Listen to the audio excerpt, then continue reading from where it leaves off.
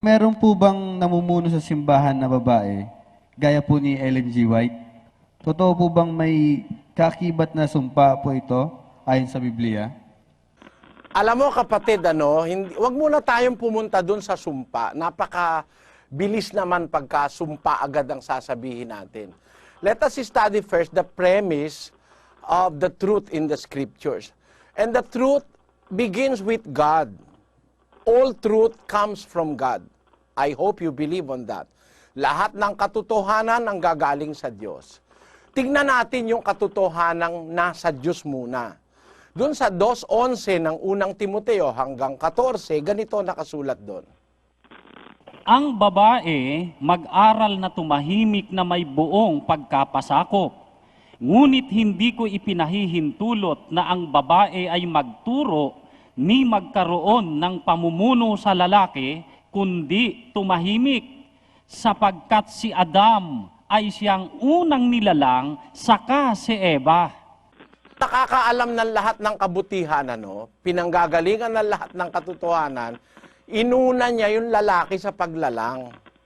Kasi kailangan niyang maiuna yung lalaki sapagkat gagawin niyang presidente ng babae. Ang sabi, ang babae mag-aral na tumahimik na may buong pagkapasakop. In English it says, let the woman learn in silence with all subjection. I suffer not the woman to teach nor to usurp authority over the man, but to be in silence. For Adam was first formed than Eve. So it is a godly principle na maging pangunahin ang lalaki pagka ang pinag-uusapan mga bagay na relihiyoso o pangrelihiyon. Hindi pinahintulot sa babae na siya ang mamuno sa lalaki, kapatid, Ngayon, yan kasi ang kalooban ng Diyos. And nobody is more knowledgeable than God.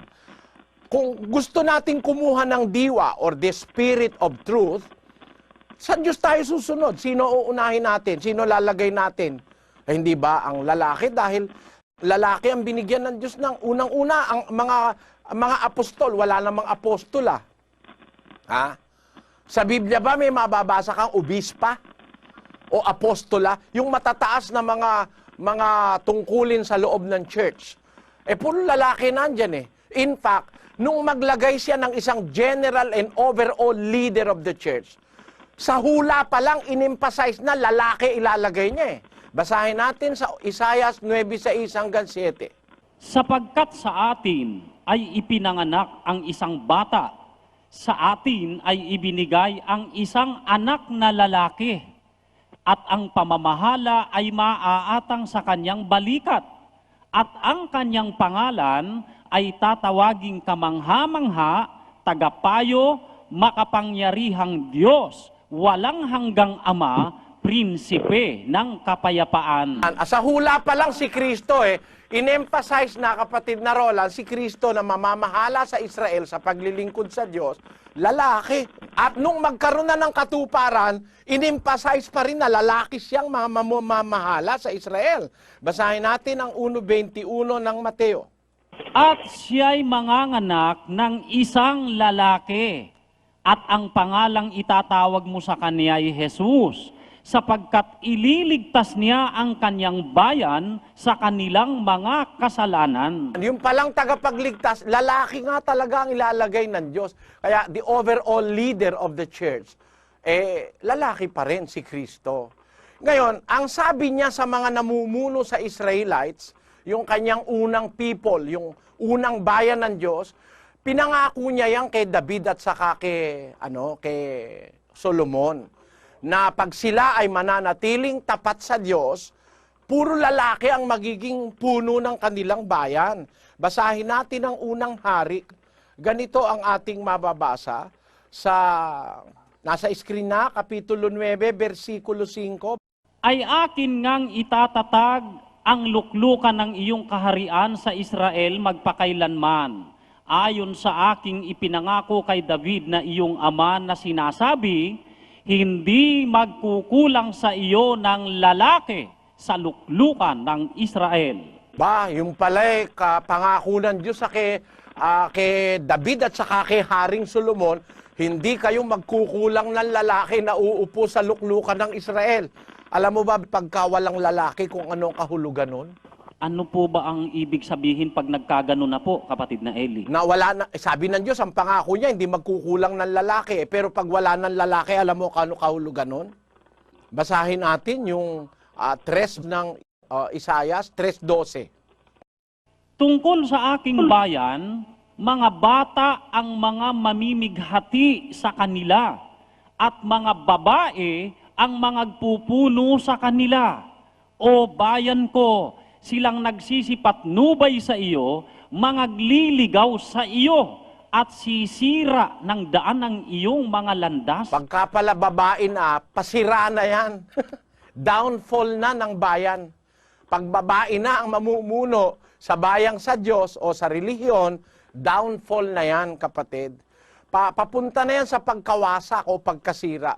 Ang katunayan ay, alam mo, ang napakaraming mga relihiyon sa mundo, sa kasaysayan ng mundo, na mali ang itinuturo, ang nag-umpisa mga babae.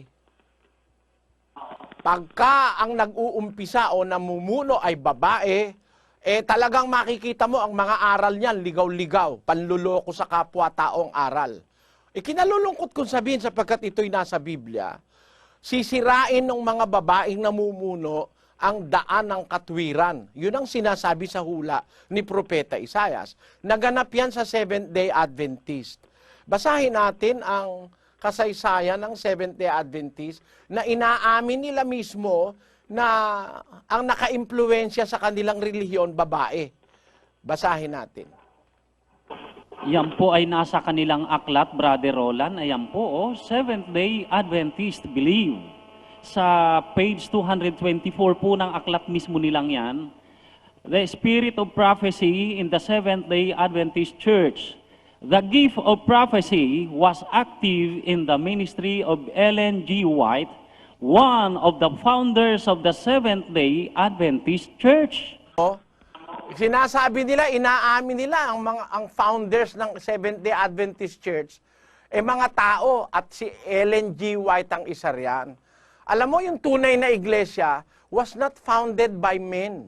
Wala kasing karapatan ng tao na magtayo ng iglesia o yung bahay o yung relihiyong sa Diyos 127:1 ng awit. Malibang itayo ng Panginoon ang bahay, walang kabuluhang nagsisigawa ang nagtatayo. Magtatayo ng bahay, pag tao, pagka hindi ang Panginoon ang magtatayo ng bahay, walang kabuluhan yung itinatayo at pati yung nagtatayo So merong bahay na tinutukoy sa Biblia na Diyos lang ang pwedeng magtayo. Alin ba yung bahay na yon na Diyos lang ang pwedeng magtayo? Sa unang Timoteo 3:15. Ngunit kung ako'y magluwat ng mahabang panahon, ay upang maalaman mo kung paano ang dapat sa mga tao na ugaliin nila sa bahay ng Diyos, na siyang iglesia ng Diyos na buhay at haligi at saligan ng katotohanan. Ang bahay pala ng Diyos na siya lang ang pwedeng magtayo, yung iglesia. Kaya pag ang iglesia itinayo ng tao, ay walang kwenta yan, mali yan. Dapat nating maintindihan, mga kababayan, yung iglesia, bago tayo ipanganak, nakatayo na. Tinayo na ni Kristo. Ba't ka magtatayo ngayon? Ang kailangan natin ngayon, sumampalataya, umanib, tanggapin yung nasa Biblia. Hindi para tayo magtayo pa ng pasarili natin. Basahin natin ang unang Juan 1:3-4. Yaong aming nakita at narinig ay siya rin naming ibinabalita sa inyo, upang kayo naman ay magkaroon ng pakikisama sa amin. Ano ang gagawin natin? Sabi ni San Juan na apostol, yung narinig nila, yung nakita nilang aral ni Kristo, ibinabalita nila upang tayo magkaroon ng pakikisama sa kanila, that we may have fellowship with them. So makikisama na lang tayo, we'll join the group of the apostles. Hindi kailangan tayo magtayo. Mag-join na lang tayo. Paano tayo makaka-join? Yung kanilang narinig at nakita, binabalita nila. Paano? Sa 4. At ang mga bagay na ito ay aming isinusulat. Para makarating sa atin, isinulat ng mga apostol. So yung nakasulat, by way of what was written, tatanggapin natin yon, makakaisa tayo sa kanila. We will have fellowship with them. Hindi tayo kailangan magtayo ngayon eh. Nakatayo na eh. Kaya lahat ng umaaming nagtayo sila, ang mga relihiyon na yan ay mali ayon sa Biblia. Dahil tayo yan ng tao at hindi pumapayag ang Diyos, magtayo ang sinuman ng bahay o ng iglesia. Sana naintindihan nyo. Ang pagtatayo ng iglesia na ang tao ay umaaming nagtayo siya, aba, masama ibig sabihin yan. Sahin mo yung G-stress ng Roma.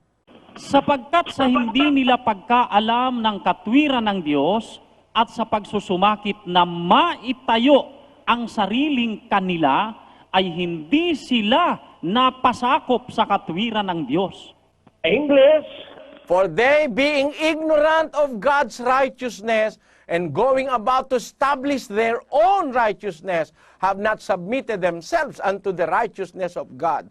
Sa Kastila ang pagkakasabi diyan, porque ignorando la justicia de Dios y procurando establecer la suya propia, no se han sujetado a la justicia de Dios. Sa Bisaya, ang sabi diyan, kay sanglit, wala niya hisayri ang pagkamatarong sa Diyos, ug ginapanginuha nila ang pagtukod sa ilang kaugalingon, wala sila magpasakop sa pagkamatarong sa Diyos. Sa Kapampangan, uling antining era balo ing katuliranan ning Diyos, at pagpilitan dang italakad ang ing sariling karela, ila era pe pasakoping sarili raking katuliranan ning Diyos. Sa Ilocano, ang sabi diyan, ta idinto adida ammo ti kinalintig ti Dios, ket idinto nga agawaanda nga isaad ti bukod da kinalintig, saan da ang nagtulnog iti kinalintig ti Dios. At nyo, kahit saan mo basahin Biblia, nagtayo sila ng kanilang sarili. Totoong-totoo yan sa iba't ibang mga iglesyang umiiral ngayon. Itinayo nila yung kanilang sarili. Meron nang sa Diyos na itayo na bago pa tayo ipanganak. Anong gagawin natin? Tatanggapin na lang natin yon, sasampalatayanan, ipangangaral, ibabalita sa iba. Hindi na tayo magtatayo ng ating sarili. Yun ang aking sagot dun sa kanyang tanong. Huwag naman nating sabihing sumpa na agad. Baka sakali meron pa silang pagkakataon kung magbabalik loob sila sa Diyos.